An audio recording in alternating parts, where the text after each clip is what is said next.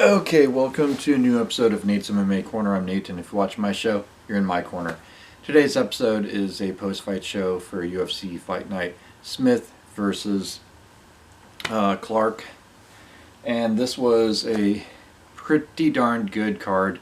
The cat's out of the bag. I got to bring it up. The Mike Tyson fight was going on the same time as this, and you know, I was debating with myself how to cover this. Should I do like one for the Tyson, one for this? But I figured, you know what, I'll just kind of talk about this post-fight main card that probably a lot of people missed because of the Tyson fight.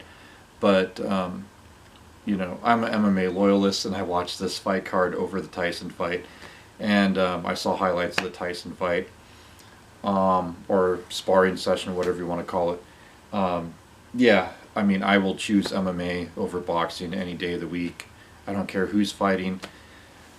Um, so anyhow, I'll air my thoughts on the boxing match in a bit, but I'll go through this post-fight of the main card first. So yeah, let's get started. So to kick off the main card, we had in the featherweight division Jonathan Pierce versus Kai Kamaka III.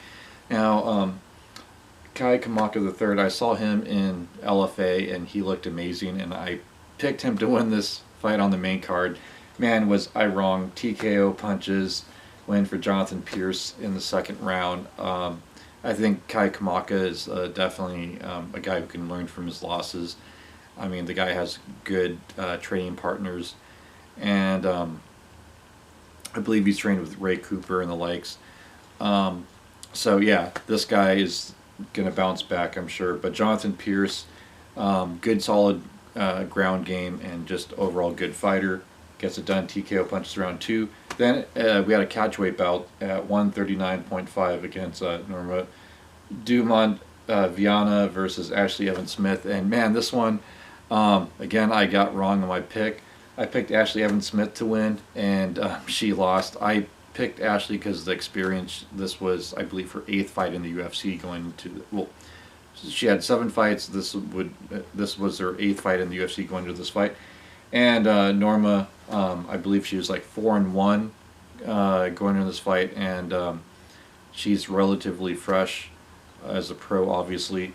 And I thought just the experience for Ashley and coming from Black House and training with Kenny Johnson, I thought was going to be a big factor. But they're still talented coaches. Don't get me wrong. Black House is still one of the greatest camps, but unfortunately, it wasn't Ashley's night. And Norma just came in and outstruck her and just was able to do whatever she wanted at will. She was just the better fighter that particular night. So she won unanimous decision. Then, and Norma missed weight, and Ashley made weight. So maybe that played a factor in this fight as well. In the featherweight division, we had Bill Algeo versus Spike Carlisle. Again, I got this one wrong. I thought Carlisle, being just a brawler, but also can shoot for takedowns whenever he wanted. I thought that he was really trying to push for those takedowns, but I think Bill Algeo was able to keep him at bay with a jab. It just looked amazing. And Bill Algeo squeaked out a unanimous decision, 30-27. I think he just, pretty much outpointed and outpositioned Spike Carlisle in this fight and route to a decision win. Then in the heavyweight division, we had Parker Porter versus Josh Parisian. Josh, I still have high hopes for this guy. I thought for sure I was going to get this one right.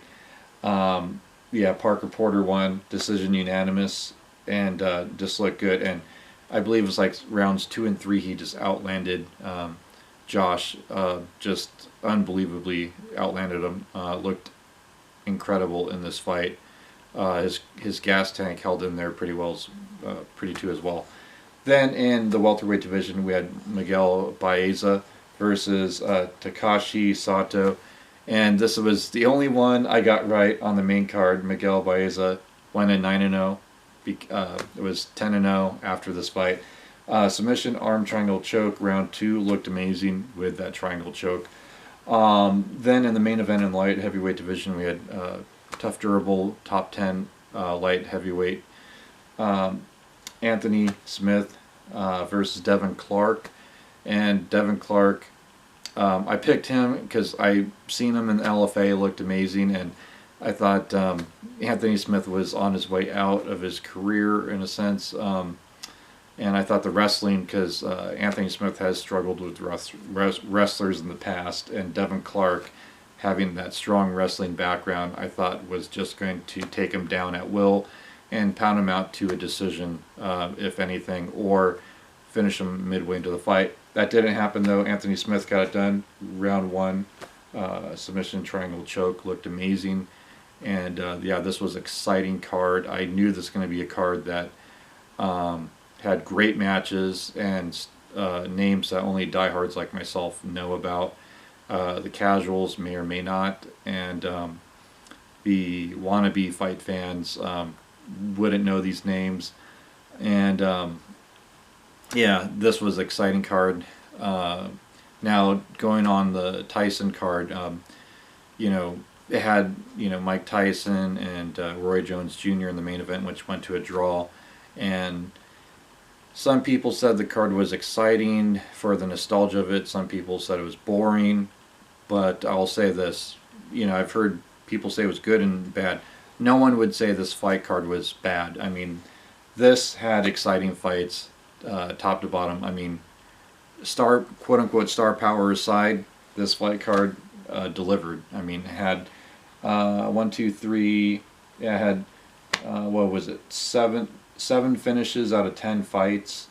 That's pretty good. That's amazing. All the prelims were finishes, and then 3 decisions on the main card with 3 finishes as well. Yeah, so amazing card. Stay tuned for my pre-fight show for Hermanson versus Vettori. Going to be good at middleweight. 2 top contenders going at it, and Vettori late replacement for Holland, Kevin Holland, and yeah, Jack Hermanson has been looking amazing as of late, and he's a good grappler. And so some good fights coming. Until then, see ya.